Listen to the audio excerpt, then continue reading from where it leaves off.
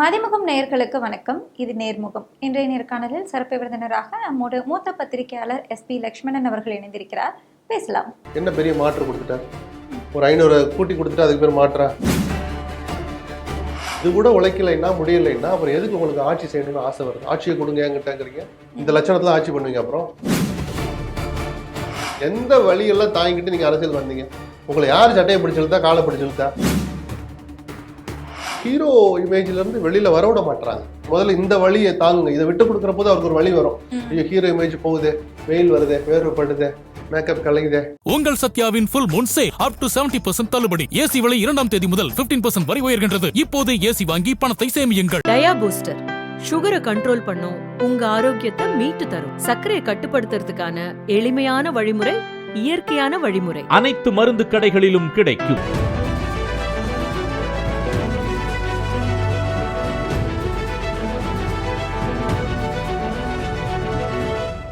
வணக்கம் சார். வணக்கம். நேர்முகம் நிகழ்ச்சியில சந்தித்ததுல ரொம்ப ரொம்ப மகிழ்ச்சி சார். நாடாளுமன்றம் இந்த விவகாரம் எல்லாமே ரொம்ப பரபரப்பா எல்லா கட்சிகளுமே ஏதாவது ஒரு கருத்தை வந்து எடுத்து வச்சுட்டு தான் இருக்காங்க. ஆனா நம்ம தமிழகத்துல பிரதான கட்சியா புதுசா உருவாகி இருக்கோம் அப்படின்னு சொல்லக்கூடிய தாவிக வந்து இது இல்ல, அவர் பாராட்டுற அளவுல ஒரு நல்ல அறிக்கை விட்டுருக்கிறார். அவர் இடஒதுக்கீடு, பெண்களுக்கான இடஒதுக்கீடு ஆதரிக்கிறோம், டீலிமிட்டேஷனை எதிர்க்கிறோம் அப்படின்னு நேற்று அறிக்கை விட்டார். அவர் அதோட நிக்க கூடாது. எனக்கு நிஜமாவே சந்தோஷமா இருந்தது. என்னதான் அவர் பிஜேபியோட பேச்சு நடத்துறாரு, மறைமுகமா அவரை மிரட்டினாங்க வச்சாங்கன்னு இருந்தாலும் கூட பேச வேண்டிய நேரத்தில் பேச வேண்டிய விஷயத்தை விஜய் பேசிட்டாருன்னு நான் எடுத்துக்குவேன். தனக்கு முன்னால் கூடியிருக்கிற லட்சக்கணக்கான இளைஞர்களுக்கும் அவர் இதை பற்றி எடுத்து சொல்லணும். முடிச்சுட்டு அப்புறம் ஓட்டு கேளுங்க, விசில் ஓட்டு போடுன்னு கடைசியாக கேளுங்க. இந்த ஆபத்தை முதல்ல இளைஞர்களுக்கு அவர் தான் உணர்த்தணும். ஏன்னா இன்னைக்கு யாருக்கும் இல்லாத ஆதரவு அவருக்கு இருக்கு இளைஞர்கள் மத்தியில். அந்த இளைஞர்களுக்கு இந்த ஆபத்தை அவர் எடுத்து சொல்லணும். சும்மா ஒரு அறிக்கை விட்டதோடு நிற்கக்கூடாது. அந்த அறிக்கையிலுமே பாஜக அப்படிங்கிற வார்த்தை வந்து அதெல்லாம் அவசியம் இல்லைங்க. இந்த விஷயத்துல நான் விஜய் விமர்சிக்க மாட்டேன். அட்லீஸ்ட் அந்த அறிக்கை விட்டாருன்னு நான் சந்தோஷப்படுறேன். அன்புமணி சில்மிஷத்தோட உள்நோக்கத்தோட அமைதியா இருக்கிற போது, வாசன் அமைதியா இருக்கிற போது, தினகரன் அமைதியா இருக்கும், எடப்பாடி மௌனம் காக்கிற போது, அந்த அணியினர் தோழமை கூட்டணி தர்மம் என்கிற பெயரில் அமைதியா இருக்கிற போது விஜய் இந்த அறிக்கையை விட்டதை நான் மனதார பாராட்டுறேன். அதுல போய் திருப்பி சின்ன சின்ன அதுல புள்ளி இல்லையே கம்மா இங்க போடணுமே அப்படிலாம் நான் பேச விரும்பல. இந்த அறிக்கை ஒரு பக்கமா இருக்கவும் இன்னொரு பக்கத்துல வந்து ஒரு புக்கு ஒண்ணு வெளியிட்டு இருக்காரு. அவருடைய வாக்குறுதிகள் எல்லாத்தையுமே புக்கா வெளியிட்டு தேர்தலுக்கு இன்னும் ஒரு வாரம் இருக்கக்கூடிய நேரத்துல இந்த புக்கு வந்து மக்கள் கிட்ட எப்படி போய் சேரும்? ஒரு தாக்கத்தையும் ஏற்படுத்தாது. விஜய் அறிவிச்சிருக்கிற எந்த விஷயத்தையும் அமல்படுத்தவே முடியாது. அவ்வளவு நிதிச்சுமை வரும். பயிர்க்கடன் தள்ளுபடி அப்படின்னு இருக்கிறாரு. மீனவர்களுக்கு அப்படியே டபுள் டீசல். மீனவர்களுக்கு அது கூட பத்தாது, நான் ஒத்துக்கிறேன். பட் அப்படி இலவசமா அவ்வளவு கொடுக்குற அளவுக்குலாம் நிதி நிலைமை கிடையாது. வந்து உட்கார்ந்த பிறகுதான் தெரியும். 70,000 கோடி ரூபாய் வேணும். ஒரே ஒரு விஷயம், பயிர்க்கடனை தள்ளுபடி செய்தால் 70,000 கோடி தேவை. எங்க இருக்கு ஃபண்டு? மத்திய அரசு RBI ஒரு ரூல் போட்டிருக்கிறாங்க. நீ 70,000 கோடி தள்ளுபடி பண்ணு, 1,00,000 கோடி கூடி தள்ளுபடி பண்ணு. 3 மாசத்துல அந்த பணம் கவர்மெண்ட் எங்களுக்கு அந்த வங்கிகளுக்கு போய் சேரணும். அதை என்ஷூர் பண்ண முடிஞ்சா தள்ளுபடி பண்ண, இல்லாட்டி பண்ணக்கூடாதுன்னு சர்க்குலர் இருக்கு. விதிமுறை வந்தாச்சு. இது விஜய்க்கு தெரியுமா? தெரியாது. அவர் பாட்டு கள்ளி விட்டுட்டு போயிட்டே இருக்கிறார். நல்ல விஷயங்கள் பல இருக்குது. அவர் சொன்ன எதையுமே முழுமையாக செயல்படுத்துகிற நிலைமையில் தமிழ்நாடு அரசின் நிதி நிலைமை இல்லை. பல வாக்குறுதிகளுமே கொடுத்திருந்தாரு. திமுக அதிமுக இந்த வாக்குறுதிகள் எல்லாமே வந்து ஒரே மாதிரி இருக்கு. நான் வந்து புதுசா மாற்றா கொடுத்திருக்கேன்னு சொல்லி என்ன கொடுத்தாரு? திமுக 1000 ரூபாய் கொடுக்க 2000 சொல்லிக்கிறாங்க. எடப்பாடி 2000 ஆக்குனார். இவர் 2500 கொடுக்குறேங்கிறார். என்ன பெரிய மாற்று கொடுத்துட்டார்? ஒரு 500 கூட்டி கொடுத்துட்டு அதுக்கு பேர் மாற்றா? இந்த ஒரு விஷயங்கள் அதுல நல்ல விஷயங்களும் இருக்கலாம். நான் எல்லாத்தையுமே புறந்தரல. தேர்தல் வாக்குறுதியில பொறுத்த வரைக்கும், என்ன பொறுத்த வரைக்கும் அது ஒரு நாள் கூத்து. யார் வேணாலும் ஆட்சிக்கு வாங்க, சொன்னதை நடைமுறை சாத்தியம் உள்ளதை செய்யுங்க. சொல்லிட்டோமேங்கிறதுக்காக மக்கள் மேல மேலும் சுமையை ஏத்துற விஷயங்களை செய்யாமல் இருந்தாலும் பரவாயில்லைங்கிறத என்னுடைய பார்வை.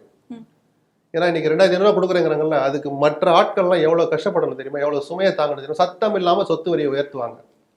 மாசம் கரண்ட் பில் நாங்க ரீடிங் எடுப்போம்னு சொன்னதை கடைசி வரைக்கும் நினைச்சு கூட பார்க்க மாட்டாங்க. அதுல நடுத்தர மக்களுக்கு எவ்வளவு சுமைன்னு அந்த கரண்ட் பில்ல ஒரு மாசம் பாக்குறவனுக்கு அந்த வழி தெரியும். சரிதானா? எல்லா வரிகளையும் நடுத்தர மக்களை, உயர் நடுத்தர மக்களை பாதிக்கிற மாதிரி அத்தனை சுமைகள் இனிமேல் வரத்தான் போகுது, யார் ஆட்சி அமைஞ்சாலும். இது தேவையா நமக்கு? அவசியமான விஷயங்கள். 8000 ரூபாய் கூப்பன் எனக்கு தெரிஞ்சு தேவையில்லை. எடப்பாடி அறிவிச்ச 10,000 தேவையில்லை. காலை உணவு திட்டத்தை எக்ஸ்டெண்ட் பண்றாங்கல்ல திமுக, அற்புதமான திட்டம். அது காலங்காலத்துக்கு சமூகத்துக்கு செய்கிற சேவை. அது நலத்திட்டங்கள் தாராளமா செய்யுங்க. இலவசம்ங்கிறத தவிர்க்கலாம். 8000 ரூபாய் கூப்பன் திமுக ஒருவேளை ஆட்சிக்கு வந்து கொடுக்கலைன்னா கூட நான் முதல்ல அவங்கள பாராட்டுவேன். மக்களை ஏமாத்திட்டதா கூட நினைக்க மாட்டேன். எல்லாரும் சொன்னாங்க, இவங்களும் சொன்னாட்டு போக வேண்டியது. ஆனால் 8,000 வாங்கிட்டு நீங்க 15,000க்கான சுமையை சுமக்க போறீங்க மறைமுகமா அடுத்த 5 ஆண்டுகள்ல, அடுத்து வருகிற ஆண்டுகள்ல. வரி உயர்த்தப்படும். இந்த அது நடத்தாம எப்படி நீங்க கவர்மெண்ட்டை ரன் பண்ணுவீங்க? இதையும் வாங்கிக்குவீங்க, திமுக வரியும் கூட்டக்கூடாதுன்னா எங்க இருந்து போவாங்க? இதேதான் எடப்பாடி பழனிசாமி சொல்லும்போது எல்லாரும் அவரை கிண்டல் செஞ்சாங்களே, வரியை உயர்த்தி அப்படிதான் பண்ண முடியும். அவர் வெளிப்படையா ஒத்துக்கிட்டாரு. எந்த அரசியல்வாதி அப்படி டக்குன்னு சொல்லியிருக்க மாட்டாங்க, ஒரு வெள்ளந்தியா சொல்லிவிட்டாரு. அதுதான் நடக்கும். வேற எப்படி நீங்க நடத்துவீங்க? இந்த ஆபத்து இருக்கிறனாலதான் இலவசங்களை கொஞ்சம் கொஞ்சமா ஒழிச்சா நல்லது. இந்த மாதிரியான ஆடம்பர இலவசங்களை ஒழிச்சா நல்லதுதான் நான் என்னுடைய தனிப்பட்ட கருத்து. பல பிரச்சனைகள் வந்து நம்ம தமிழகத்துல இப்போதைக்கு பேசப்பட்டிருந்தாலுமே அந்த பிரச்சாரம் அப்படிங்கறத யாருமே வந்து ரத்து செய்யவே இல்லை. விஜய் வந்து தொடர்ந்து அந்த ரத்துகளை அதை கொஞ்சம் தவிர்த்து இருக்கலாம். ஏன்னா மொத்தமே 13 நாள் தான், 12 நாள் தான் பிரச்சாரமே. 9ஆம் தேதியில இருந்து 21ஆம் தேதி வரைக்கும் தான் பிரச்சாரமே. அனுமதி கொடுக்கலன்னு கையோ முறையோன்னு கத்துனீங்க. கொடுத்துட்டா என்ன காரணம் கூட சொல்லாம ரத்துங்கிறீங்க. இது அந்த ரசிகர்களை, தொண்டர்களை, மக்களை அவமதிக்கிறது இல்லையா? அப்புறம் என்ன, நீ இது கூட உழைக்கலைன்னா, முடியலைன்னா அப்புறம் எதுக்கு உங்களுக்கு ஆட்சி செய்யணும்னு ஆசை வருது? ஆட்சியை கொடுங்க என்கிட்டங்கிறீங்க. இந்த லட்சணத்துல ஆட்சி பண்ணுவீங்க. அப்புறம் கிராமமா வருவேன்னு வேற சொல்லிக்கிறாரு முதலமைச்சரானா. இப்பவே தொகுதி மாவட்டத்துக்கு ஒரு ஊருக்கு வர்றதுக்கே வழியை காணலாம். முதலமைச்சரானா கிராம போறோம். அப்பயும் போக முடியாது. நான் கோவப்பட மாட்டேன். எனக்கு பிராக்டிக்கலா என்னன்னு தெரியும். முதலமைச்சரால் அப்படி போக முடியாது. 5 ஆண்டுகள்ல ஒரு 5 தடவை ஒரு மாவட்டத்துக்கு போனாலே பெரிய விஷயம். புரியுதுங்களா? விஜய்க்கு இந்த பொறுப்புணர்வு பத்தாது. இன்னும் கொஞ்சம் மெனக்கிடணும், கஷ்டப்படணும், உழைக்கணும். சும்மா வரணும், வழிகளை எல்லாம் தாங்கிடும். எந்த வழியை தாங்கினீங்க தான் ஒரு வழியை சொல்லுங்க. ஒரு பெயின் அவர் ஐடென்டிட்டி பண்ணி சொல்லுங்க. எந்த வழியெல்லாம் தாங்கிட்டு நீங்க அரசியல் வந்தீங்க? உங்களை யார் சட்டையை பிடிச்சிழுத்தா, காலை பிடிச்சிழுத்தா? நீங்களா படங்கள் நடிகர் நிறுத்தினீங்க, அரசியலுக்கு வருவேன், வந்துட்டீங்க. உங்களுக்கு என்ன கஷ்டம் கொடுத்தாங்க சொல்லு, எனக்கு புரியல. மக்கள்கிட்ட மனசாட்சியோட சொல்லுங்க. நீங்க அனுபவித்த வழிகள் என்ன? ஒரு 5 வழிகளை பெயின் அவரை பட்டியல் போட சொல்லுங்க. எனக்கு புரியல, என்ன வழியை நீங்க ஏத்துக்கிட்டீங்க? இல்ல, அவர் வெளியே வரும்போது எல்லாமே அவருக்கு ஏதாவது நிபந்தனைகள் விதித்து அவங்கள வேற யாருக்கும் நியமிக்கல. எல்லாருக்கும் தான் நிபந்தனை விதிக்கிறாங்க. உங்களுக்கு இஷ்டம் இருந்தா உங்க உட்கட்சி கட்டமைப்பு அதிகப்படுத்துங்க, நிர்வாகிகளை வச்சு, வாலண்டியரை வச்சு சரி பண்ணுங்க. இல்ல, மத்த கட்சிகளை விட இவங்களுக்கு அதிகமாவே இருக்கே கூட்டம் வருது. அதனால அந்த நிபந்தனைகள் போடதான் வேண்டி கிடக்கு. வேற யாருக்கும் போடாத நிபந்தனை விஜய்க்கு விதிச்சிருக்கிறாங்க. நான் ஒத்துக்கிறேன். டிரான்ஸ்ஃபார்மர்ல ஏறாதீங்கன்னு ரிட்டன்லயே கொடுத்துருக்காங்க. இதுக்கு விஜய் தான் வெக்கி தள்ளக்கூடியனுமே தவிர குற்றம் சொல்லக்கூடாது. வேற எந்த கட்சிக்காரனும் டிரான்ஸ்ஃபார்மர்ல ஏறது இல்லைங்க. செத்து போவன்னு தெரியுங்க. அவனுக்கு தெரிஞ்சிருந்து ஏறுறாங்க. கண்டிக்க வேண்டிய விஜய் வேடிக்கை பாக்குறாருங்க. அவனுக்கு நிபந்தனை போடுறீங்கன்னு அதை என்கரேஜ் பண்றாருங்க. நீ ஏறுறா, நிபந்தனை நான் ரத்து பண்ண வைக்கிறேன். இதான ஒரு தலைவன் சொல்லி கொடுக்கறதா? சொல்ற புரியுதுங்களா? எல்லாருக்கும் போடுற நிபந்தனை தான். அதை சரியா கடைபிடிச்சு நிறைவேற்றனால அதெல்லாம் வெளியே தெரிய மாட்டேது. அரசியலுக்கு புதுசு இப்பதான் முறையா படிச்சு, ஓ இப்படி எல்லாம் இருக்கா நிபந்தனை அப்படின்னு இப்பதான் தெரிஞ்சுக்கிறாங்க. நான் பாதி ஏத்துக்கிறேன், பாதி பரிதாபப்படுறேன். இல்ல, பாதி ஏத்துக்கிறேன் அப்படின்னா எந்த விதத்துல அவங்களை ஏத்துக்கிறதா? இல்ல, என்னன்னா உங்களுக்கு புதுசு அப்படிங்கிற யதார்த்தத்தை நான் புரிஞ்சுக்கிறேன். அதுக்காக 3 வருஷம் ஆன பிறகு நான் புதுசுன்னா அப்புறம் என்னதான் கத்துக்குவீங்க? 10 கூட்டங்களை நடத்துங்க, அந்த கஷ்டத்தை அனுப்புவீங்க. ஒரு மாநாடு நடத்துறதுல இவ்வளவு விஷயங்கள் இருக்கா? போலீஸ்க்கு இப்படிதான் பெட்டிஷன் கொடுக்கணும், எஸ்பி கிட்ட, கமிஷனர் சிட்டினா கமிஷனர்கிட்ட கொடுக்கணுமா? சின்ன சின்ன விஷயங்கள் கத்துக்கோங்க. நாங்க எதுவும் கத்துக்க மாட்டோம், சட்டத்தை மதிக்க மாட்டோம், எங்களை ஏதாவது பண்ணா திமுக தான் சதி, எங்களை ஏதாவது பண்ணா பிஜேபி தான் சதி. இது ஒரு அரசியலா? முதிர்ச்சியற்ற அரசியல். முதிர்ச்சி ஒரு ஸ்டேஜ்லயாவது வரணும், கொஞ்சம் கொஞ்சமாவது வரணும். இப்போ போயிருக்க அந்த நீங்க சொன்ன மாதிரி ஒரு சின்ன சின்ன தொகுதிகளுக்கு போயிருந்தாலுமே அங்கேயுமே வந்து வேட்பாளர்களை இவருதான் வேட்பாளர் அப்படின்னு சொல்லி அது தவறான நடைமுறை. அந்த உள்ளூர்காரனுக்காக தெரிய வேண்டாமா? குறைஞ்சபட்சம் ஒரு மாவட்டத்துக்கு ஒரு ஊருக்கு தான் போறாரு. 5 தொகுதியில இருந்து 8 தொகுதி வரைக்கும் ஒரு மாவட்டத்துல இருக்குல்ல, அந்த 8 பேரையும் ஒரு ஸ்டேஜ் போட்டு அதை நிக்க வச்சு இவருன்னு சொல்லணும்ல. இது என்னன்னு தெரியல. ஏன்னா விஜய் ஒரு இன்னும் அந்த ஹீரோ இமேஜ்ல இருந்து வெளியில வரவிட மாட்டாங்க. அரசியலுக்கு இதனால முதல்ல வழிகளை முதல்ல இந்த வழியை தாங்குங்க. இதை விட்டு கொடுக்குற போது அவருக்கு ஒரு வழி வரும். ஐயோ ஹீரோ இமேஜ் போகுதே, வெயில் வருதே, வேர்வைப்படுதே, மேக்கப் கலையுதே. மேக்கப் கலையணும், வேர்வை சிந்தணும். புரியுதுங்களா? நீங்க இவர் தான் ஹீரோ, அதாவது 234 தொகுதியிலே உங்கள் விஜய் அப்படின்னாரு. அது என்ன அர்த்தம்னா, நான் யாரை நிறுத்தினாலும் நீங்க நான் நின்னதான் நினைச்சு ஜெயிக்க வைங்கன்னு தான். அதுக்காக யார் நிக்கிறான்னு நான் சொல்லவே மாட்டேன்னா என்ன திமிறது? அது என்ன ஆணவம்? அது என்ன மனநிலை? இவர் தாங்க ராமசாமி தொண்டாமுத்துல நிக்கிறாருங்க, இவர் தாங்க குப்புசாமி பல்லடத்துல நிக்கிறாருங்க, சொல்லுங்க. சொல்லவே மாட்டாரா? நம்மளாம் புரிஞ்சுக்கணுமா? அந்த சின்னத்தை மட்டும் தான் எடுத்துட்டு போறாரு. விசில் கோலம் போடுங்க. ஏன்னா ஈஸியா போய் ரீச் ஆகுற சின்னம். அதனாலதான் விஜய் புரட்சின்னு கூட சொல்ல மாட்டாரு, விசில் புரட்சி வரணும்னு தானே சொல்றாரு. அவருடைய ஸ்டைல்ல எடுத்துக்க வேண்டியதான். இந்த விஜயோட முகம் வச்சு எடுத்துட்டு போகக்கூடிய இந்த ஒரு யுக்தி இந்த அரசியல எந்த அளவு செல்லுபடியாகும் நினைக்கிறேன் தெரியாது நமக்கு. இவர் ஒரு தாக்கத்தை ஏற்படுத்துவார்னு தெரியுது. இரட்டை இலக்கங்களில் வாக்குகளை பெறுவார், குறைஞ்சது 10% வாங்குவார். அது யாருடைய வாக்கா இருக்கும் தெரியாது எனக்கு. தேர்தல் முடிவுகள் வரட்டும், நம்ம விவாதிக்கலாம். இப்போ நாடு முழுக்க பேசுபொருள், தமிழ்நாட்டில் குறிப்பாக பார்த்தோன்னா போராட்டங்கள், நம்மளை தென் மாநிலங்களோட குரல் வந்து நாடாளுமன்றத்தில் ஒலிக்காமல் போயிருமோ, கேட்காம போயிருமோ அப்படிங்கிற ஒரு அச்சம். தொகுதி மறுவரையறை, இது குறித்து உங்களோட பார்வை என்ன சார்? அரசியலமைப்பு சட்டம் என்ன சொல்லுதுன்னா, ஒரு குறிப்பிட்ட கால இடைவெளியில் தேவைப்படுகிற போது டீலிமிட்டேஷன் பண்ணுங்க, தொகுதி மறுவரையறை பண்ணுங்க அப்படின்னு சொல்கிறாங்க. அதுக்கு சென்சஸ் எடுத்துக்கோங்க அப்படிங்கிறாங்க. அந்தந்த நேரத்தில் எடுக்கப்படுகிற சென்சஸின் அடிப்படையில் நீங்கள் அதை தீர்மானிங்கிறாங்க. அதன்படி இப்போ நடைமுறையில் இருக்கிற 543 இடத்துல நமக்கு 39 இடம் இருக்குல்ல தமிழ்நாட்டுக்கு, இது எப்போ ஃபிக்ஸ் பண்ணாங்கன்னா 1971 சென்சஸ் படி இது அமலில் இருக்குது. கடைசியா இந்தியா முழுக்க இருக்கிறதுல அதுக்கப்புறம் சென்சஸ் எடுத்தாங்க. தொகுதி மறுவரையை பண்ணது 71 சென்சஸின் அடிப்படையில் தான். அந்த அடிப்படையில் நமக்கு 39 இடம் இருக்கு. அதுக்கப்புறம் 2011 எடுத்திருக்கிறாங்க. நம்ம 21 எடுக்கலை. 26 இப்போ வேலையை தொடங்கியிருக்காங்க. இது ஒரு வருஷம் 1.5 வருஷம் நடக்கும். 27 தான் முடியும். சரியா? ஏன் எடுக்கலைன்னு பிஜேபி வாயே திறக்கல. 21 கொரோனா, 22, 23, 24, 25 சென்சஸ் நடந்துட்டு இருக்கலாம். அவங்க அதை பத்தி யோசிக்கவே இல்லை. திடீர்னு இப்ப அறிவிச்சாங்க, வேலை நடக்குது, அது ஒரு பக்கம் போயிட்டு இருக்கு. இப்ப என்ன பிரச்சனை வருதுன்னா, தமிழ்நாட்டுக்கு சென்சஸ் அடிப்படையில் அந்த 71 தவிர்த்து வேறு எந்த சென்சஸ் அடிப்படையில் நீங்க தொகுதி மறுவரை பண்ணாலும் பாதிப்பு ஏற்படும். அப்ப எதுக்கு சென்சஸ் எடுக்கிறோம்? அதுக்கு எப்படி சார் நியாயம்? அதை எப்படி சார் 50 வருஷத்துக்கு அதை எடுத்துக்கிட்டு நீங்க தொகுதி மறுவரை பண்ண முடியுமான்னு கேட்கலாம். 71 பேஸ் பண்ணி பண்ணாங்களா? 76, 77 எமர்ஜென்சி காலத்துல இந்திரா ஒரு சட்டம் கொண்டு வர்றாங்க, மக்கள் தொகையை கட்டுப்படுத்துறது, குடும்ப கட்டுப்பாட்டு திட்டம்னு. அது தமிழ்நாடு உள்ளிட்ட தென் மாநிலங்கள் அதனுடைய ஆபத்தை உணர்ந்து, எந்த ஆபத்து? மக்கள் தொகை பெருகிக்கிட்டே போனா எல்லாருக்கும் எல்லாம் கிடைக்காது, தேவைகளை பூர்த்தி பண்ண முடியாது, அரசுக்கும் சுமை அப்படின்றத வச்சு அந்த அந்த ஸ்கீமை நல்லா இம்ப்ளிமெண்ட் பண்றாங்க. அவங்க என்ன டார்கெட் வச்சாங்களோ அந்த டார்கெட்டை அடைஞ்சிட்டாங்க. இவ்வளவுதான் மக்கள் தொகை இருக்கணும், அதுக்கு தகுந்த மாதிரி மக்கள்கிட்ட விழிப்புணர்வை ஏற்படுத்தி ஒரு கட்டுக்குள்ள கொண்டு வந்துட்டாங்க. வேற அதர் நார்த்தன் ஸ்டேட்ஸ், இது யூபி, பீகார், இது வேணாலும் இருக்கட்டும், அப்படி ஒரு சட்டத்தையே துளி கூட மதிக்காம அவங்க இஷ்டத்துக்கு மக்கள் தொகை வந்துடுச்சு.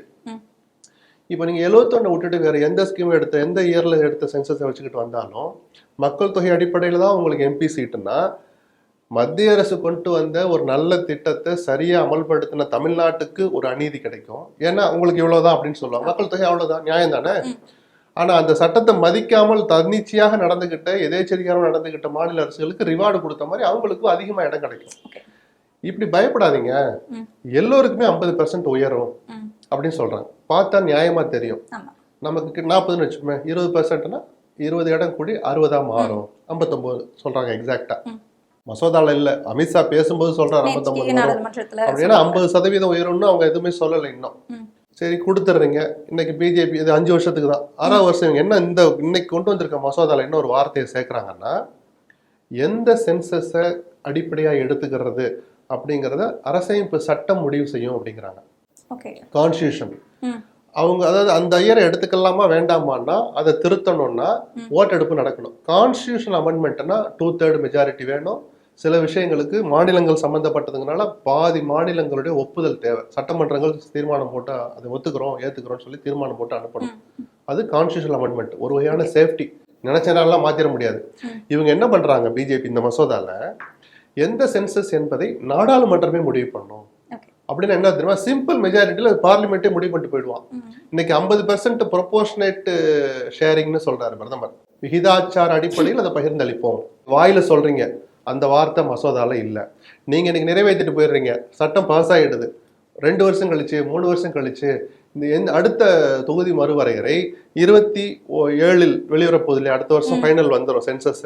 அந்த 27 சென்சஸ் படி தான் தொகுதி மறுவரை நடக்கும்னு சொன்னா நம்மளால தடுக்க முடியாது. அப்போ ஏன்னா சட்டம் ஆல்ரெடி பாஸ் ஆயிடுச்சு. கடைசி அப்படி ஒருவேளை 27 மக்கள் தொகைப்படி எடுக்குதுன்னா நமக்கு இங்க 59 கொடுக்கறத அமித்ஷா இப்ப சொல்றாருல, கொடுத்துருவாரு, நம்புறேன் நான். அந்த 59 47 48 குறையும். ஏன்னா மக்கள் தொகை நமக்கிட்ட அவ்வளவு இல்ல. இல்ல சார், அந்த 50% அப்படிங்கிறது மக்கள் தொகை அடிப்படையில சொல்லல இல்லையா, அதுக்கு ஆல்டர்னேட்டிவா தானே 50% அப்படிங்கறது சொல்றாங்க. அதான் இப்போ அந்த வார்த்தையே இன்னும் மசோதால சேர்க்கல. நம்ம எல்லாம் கத்துன பிறகு எல்லாருக்கும் 50% தான் சொல்றாங்க. சரி, இதே ஸ்கீம் தான் அடுத்த 25 ஆண்டுகளுக்கு இருக்கும். மக்கள் தொகையை நாங்கள் அடிப்படையா எடுத்துக்க மாட்டோம், அந்த வார்த்தை இருக்கா மசோதால? இல்ல. அப்ப நம்ம பயம் புரியுதா? இன்னைக்கு நீங்க நிறைவேற்றிடுவீங்க, எனக்கு 60 மாறும், உத்தரப்பிரதேசத்துக்கு 80, 120 மாறும். 5 வருஷம் கழிச்சு நம்மளை கேட்கணும்னு அவசியமே இல்லை. சென்சஸ் படிதானே நீங்க பார்லிமெண்டத்தை கூட்டி மெஜாரிட்டியை வச்சு அதை திருத்திக்குவீங்க. அது எந்த சென்சஸ் படி 71 தவிர வேற எந்த சென்சஸ் படி எடுத்தாலும் நமக்கு குறையும். 120 இருக்கிற உத்தரப்பிரதேசம் 140 உயர வாய்ப்பு இருக்கு. நம்ம மக்கள் தொகை அவ்வளவு இருக்கு. அப்ப நம்ம 40 சில்றேங்க, அவங்க 140 பிளஸ் எங்க வித்தியாசம் 100 வருதா? அப்ப என்ன நடக்கும்? நம்மளை ஒரு பொருட்டா கூட மதிக்க மாட்டாங்க. யூபி மாதிரி மத்திய பிரதேஷ், பீகார் அப்படி ஒரு 4-5 மாநிலங்கள்ல பிஜேபி இன்னைக்கு வலுவா இருக்கு, அல்லது ஏதோ ஒரு தேசிய கட்சி வலுவா இருக்குன்னா அந்த 5 ஸ்டேட்ல ஜெயிச்சுக்கிட்டு ஒட்டுமொத்த இந்தியாவே ஆட்டி படைக்கலாம். இன்னைக்கு பிஜேபி, நாளைக்கு காங்கிரஸ், அடுத்த நாள் யாரோ. அப்ப நமக்கு என்ன மரியாதை இருக்கு? இங்க ஓரளவு கண்ட்ரோல் வச்சிருக்கிற போதே நம்மளை ஏறி மிதிக்கிறான், நிதிகள் கொடுக்கறது இல்ல. அண்டை மாநிலங்களோட பிரச்சனைனா ஒரு நியாயமான மத்தியஸ்தம் பண்ணுங்கன்னா காது கொடுத்து கேட்கறது இல்ல. நாளைக்கு இந்த குரலும் கேட்காமலேயே போயிடும். இப்போ வாஜ்பாய் 21 இதே சூழல் வச்சு 2001 வந்த போது அவர் 99 2004 ஆட்சியில் இருந்து 2001 அருண்ஜேட்லி இந்த மசோதா தாக்கல் பண்றாரு. டீலிமிட்டேஷன் பேச்சு வருது, ஏன்னா கான்ஸ்டியூஷன் சொல்லி இருக்கு நம்ம செய்யணும் அப்படின்னு வரும்போது, இப்ப நீங்க இந்த அடிப்படையில் எடுத்தீங்கன்னா தமிழ்நாடு பாதிக்கும்னு அப்பயும் குரல் கொடுத்தாங்க. திமுக ஒரு ஹோல்டு இருந்துச்சு, அந்த ஆதரவுல தான் அந்த ஆட்சி நடந்தது. திமுக ஆதரவும் இருந்தது. அப்போ வாஜ்பாய் வேற வழி இல்லை, நமக்கு ஹோல்டு இருந்ததுனால நம்ம தடுத்து நிறுத்த முடிஞ்சதா? உடனே வாஜ்பாய் என்ன பண்றாரு, 25 ஆண்டுகளுக்கு டீலிமிட்டேஷனை பத்தியே பேச வேண்டாம். அதான் இப்ப முடிஞ்சிருது. 2001 25 26 இப்போ ஒண்ணு குறைஞ்சு போல. உங்களுக்கு மகளிர் இடஒதுக்கீடு மசோதா கொண்டுட்டு வரணும், அந்த சட்டத்தை அமல்படுத்தணும் தானே. 543 33% கொடுங்க, அந்த பிராக்ஷனை கூட நாங்க குறைச்சிக்கிறோம். மனசு இருந்தா ரவுண்ட் பண்ணி மேல கொண்டு போங்க, இல்ல கொஞ்சம் குறைச்சு அடுத்த லோயர் நம்பருக்கு கொண்டுட்டு வாங்க. இதை கொடுக்குறது உங்களுக்கு என்ன கஷ்டம்? ஆனால் மகளிர் இடஒதுக்கீடுங்கிற போர்வையில இவங்க 850 இடமா உயர்த்தணும், அதுல மக்கள் தொகை அடிப்படையில் அதை தீர்மானிக்கணும்னு சொல்லி தென் மாநிலங்களினுடைய உரிமைகளை பறிச்சு அவருடைய குரல்களை நசுக்கிற வேலையை தான் மறைமுகமா செய்யறாங்க.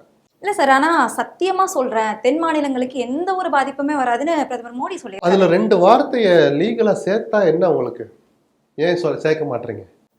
இப்ப திருத்தங்கள், இப்ப டிபேட்ல வாதங்கள் நடந்துட்டு இருக்கு இல்லையா, அதுல சொல்ற திருத்தங்கள் அவங்க ஏத்துக்கிறாங்களான்னு பார்ப்போம். இல்ல இந்த திருத்தங்கள் எல்லாம் நாங்க ஏத்துக்கிறோம், மசோதாலேயே 50% எல்லோருக்கும் சரிசமமா விகிதாச்சார அடிப்படையில உயர்த்துறோம்னு சொல்றாங்களா? சென்சஸை பத்தியே பேச மாட்டோம், குறைஞ்சபட்சம் 20 ஆண்டுகளுக்கு 30 ஆண்டுகளுக்கு சென்சஸை பத்தியே பேச மாட்டோம்னு வார்த்தையை சேர்க்கிறாங்களா? இதெல்லாம் சேர்த்தாதான் குறைஞ்சபட்ச பாதுகாப்பு கிடைக்கும். இல்லைன்னா இவர் பிரதமர் சொன்ன மாதிரி சொன்னபடியே நடந்து நியாயமானாக 5 ஆண்டுகளுக்கு தான் நடந்துக்குவார். அதுக்கப்புறம் என்ன நடக்கும் நம்ம கையில கிடையாது, நம்ம கையை விட்டு அது போயிடும்.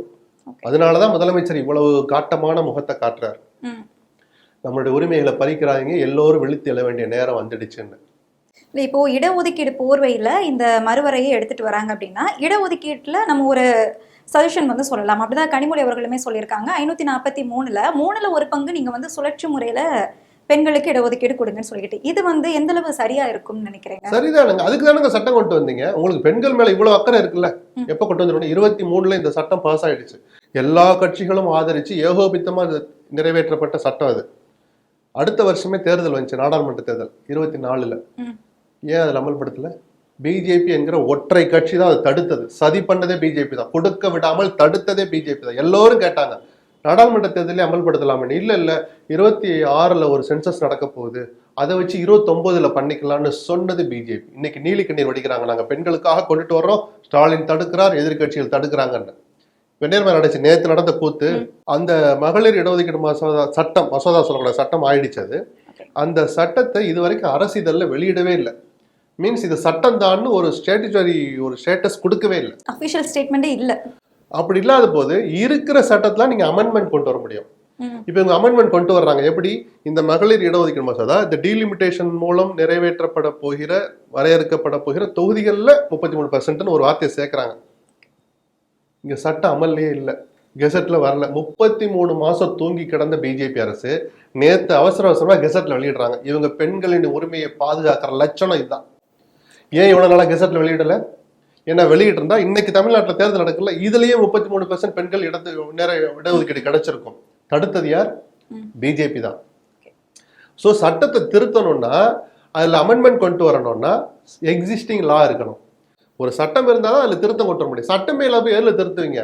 இதை யாரோ சொல்லி கடைசி நேரத்தில் நேற்று கெசட் வெளியிடுறாங்க. அதை இனிமேல் பெண்களுக்கான இடஒதுக்கீடு அமலுக்கு வந்தாச்சுன்னு அர்த்தம். ஆனா இப்ப இந்த மசோதா கொண்டு வர இதுல ஏதாவது ஒரு இடைச்சல்களை செஞ்சு திரும்ப ஒரு சில்மிஷம் பண்ண போறாங்க. இந்த சட்டம் 29லிருந்து அமலுக்கு வரும்னு ஏதாவது ஒரு சொல்லுவாங்க பாருங்களேன். இத்தனை திருட்டுத்தனம் பண்றதுனாலதான், நேர்மையற்ற வகையில நீங்க பல விஷயங்களை மூடி மறைக்கிறதுனாலதான் நமக்கு பயம் வருது, பீதி வருது, கேள்விகள் எழுது. அப்படி கேள்வி கேட்டா நீங்களாம் படிக்காதவங்கன்றாரு பியூஷ் கோயல். இதெல்லாம் என்னங்க அக்கிரமம்? இல்லை, இப்போ எதிர்க்கட்சிகளோட ஆதரவு இல்லாம இந்த மசோதா வந்து நிறைவேற முடியாது இல்லையா? இது நிறைவேறல அப்படின்னா பிஜேபியோட அடுத்த மூவ் வந்து என்னவா இருக்கும்? இல்ல அது அப்படி ஆயிடக்கூடாதுன்னு தான் இவங்க மறைமுகம், அதனாலதான் பல்வேறு வழக்குகளை போட்டு அப்படியே கையில வச்சிருக்கிறது. தோழமையில் இருக்கிறவங்களையும் சரி எதிர்க்கட்சிகள் மேலேயும் வழக்குகளை போட்டு எதுக்கு வச்சிருக்காங்க? இந்த மாதிரி நெருக்கடியான நேரத்துல வச்சு மிரட்டுறதுக்கு தான். இப்ப கூட என்ன தோல் இன்னொரு 1/2 hourல வாக்கெடுப்பு நடக்க போகுது. சில கட்சிகள் சத்தம் இல்லாமல் வெளியேறது, ஓட்டெடுப்பில் கலந்து கொள்ளாமல் வெளியேற மாதிரி போயிட்டா ஆஜராகி இருக்கிற எம்பிக்கள்ல 3/2 பங்கு எம்பிக்கள் தான் சட்டம் சொல்லுது. அப்படி சில கட்சியில வெளியே போக சொல்லலாம்னு சில மறைமுகமா திட்டம் போட்டு, நான் கேட்கிறேன் இவ்வளவெல்லாம் எதுக்கு திருட்டுத்தனம் பண்றீங்க? ஓகே. நான் வெளியே ஒருவேளை வெளியேறினால் அந்த கட்சிகளுக்கும் சேர்த்து தான் நம்ம கேட்கிறோம். அந்த கட்சிகள்லாம் மக்கள் அடையாளம் கண்டு துரத்தி அடிக்கணும். இந்த திருட்டுத்தனம் எதுக்கு? நாங்கள் இந்த வாக்கெடுப்பில் கலந்து கொள்ள மாட்டோம் ஒண்ணு வெளிப்படையா அறிவிக்கணும். இல்லையா நாங்க வாக்கெடுப்புல கலந்துக்கோ டீலிமிட்டேஷனை எதிர்க்கிறோம்னு சொல்லணும். அப்படி சொல்லாம இந்த பிளான் ஒண்ணு இருக்கிறதா தகவல் வருது, என்ன நடக்குதுன்னு பார்த்துட்டு பேசுவோம். நீங்க பேசும்போது இந்த 33% இடஒதுக்கீடு இருந்தா இந்த சட்டமன்ற தேர்தலில் கூட நம்ம பெண்களுக்கு இடம் வந்திருக்கோம்னு சொல்றீங்க. அந்த இடஒதுக்கீடு அந்த ஒரு சட்டமா வரலனாலுமே இப்போ அந்தந்த கட்சிகள் அவங்க விருப்பப்படி கொடுக்கக்கூடியது தானே, அவங்க கொடுத்துருக்கலாம். மேண்டேட் இல்ல 33% கொடுக்க முடியலையே, 10% கூட கொடுக்கல எந்த கட்சியுமே. அதுதான், எந்த கட்சியுமே பெண்களுக்கு ஆமா 10% கொடுக்கல. ஆனா இது சட்டம் ஆயிட்டா உங்களுக்கு விருப்பம் இருக்கோ இல்லையோ கொடுத்துதான் ஆகணும். இந்நேரம் 70 எம்எல்ஏக்கள் வந்திருப்பாங்களே, சுமார் 70 பேர் 234 பேர்ல. அந்த வாய்ப்பு போச்சு இல்ல. கண்டிப்பா எல்லாரும் பெண்களுக்கு இடம் கொடுக்குறாங்க தான். இவ்வளவு இடம் மேண்டேட்டா கொடுத்தானுங்கிற கட்டாயம் வந்திருக்கும்ல. இல்ல, அந்த கட்டாயம் இருந்தாதான் கொடுப்பாங்களா? இப்போ பெண்களுக்கான கொடுக்க முடியலங்க. அப்படி அரசியல் அப்படிதான் ஆயிடுச்சு. இப்படி ஆணாதிக்கம் நிறைந்ததா இருக்குன்னு சொல்லி கொஞ்சம் கொஞ்சமா பெண்களை உள்ள கொண்டு வர்றாங்க. அதனால தமிழ்நாடான எல்லோருக்கும் முன்னாடி 50% உள்ளாட்சியில இன்னைக்கு நம்ம இடஒதுக்கீடு கொடுக்குறோம். அதனால சென்னையில இவ்வளவு பெரிய சிட்டில பெண் மேயர் உட்கார்ந்து இருக்கிறாரு, பட்டியலினத்து பெண் உட்கார்ந்து இருக்கிறாரு. இதெல்லாம் சாதாரணமா கொடுத்தா கொடுத்துருவாங்களா? முடியாது. எந்த கட்சியா இருந்தாலும் அவங்க எப்பா அவனை கூப்பிட்டு உட்காருப்பா, இவர் வைப்பா, நம்ம ஒருத்தர் இருக்கா சொந்தக்காரன், அவனை இப்படிதானே போகும் மனசு. இன்னைக்கு ஒரு பட்டியலினத்து பெண்ணுக்கு தான் சென்னை மேயர் பதவின்னு சட்டம் இருந்ததுனாலதான் இன்னைக்கு கம்பல்சரி உட்கார்றாங்க 5 வருஷம் மேயரா. கண்டிப்பா திமுக அந்த மனசு இல்லைன்னு நான் சொல்லல, அதிமுக அந்த மனசு இருக்காதுன்னு நான் சொல்லல. கொடுக்க வேண்டிய கட்டாயத்தை அவர்களுக்கும் ஏற்படுத்தி, இல்லை அப்புறம் பாத்துக்கலாம்ப்பா, இன்னைக்கு அவர் ராமசாமி வர்றான் அவனை கொடுத்து விடு அப்படின்னு தான் தோணும். இப்ப ராமசாமியே வந்தாலும் கொஞ்சம் வெளியே நில்லு, முதல்ல இவங்களுடைய ரொட்டேஷன் முடியட்டும்னு நிக்க வைக்கிறது இல்லை. இதுதான் அந்த சட்டத்தினுடைய வலிமை. எல்லோருக்கும் மனசு இருக்கு, கொடுக்கணுங்கிற கட்டாயத்தை ஏற்படுத்துறதுக்கு தானே சட்டத்தை கொண்டு வர்றாங்க. இப்போ தமிழகத்துல தேர்தலுக்கு இன்னும் 1 வாரம் கூட இல்லாம இருக்கு. இந்த நேரத்துல நம்ம நாடு மாநிலம் தழுவிய போராட்டம் அப்படிங்கறதுலாம் எந்த மாதிரி விளைவுகளை ஒரு ஏற்படுத்தும்? அடையாளத்துக்கு தானே நேற்று போராட்டம் பண்ணாங்க. இப்ப என்ன அப்படியே கேகேன்னு கத்திட்டா இருக்காங்க. இதை கூட காட்டல. இதை காட்டும் தானே பிரதமருக்கு அந்த வாக்குறுதி கொடுக்கணும்னு தோணுது. நேற்று என்ன சொன்னார்?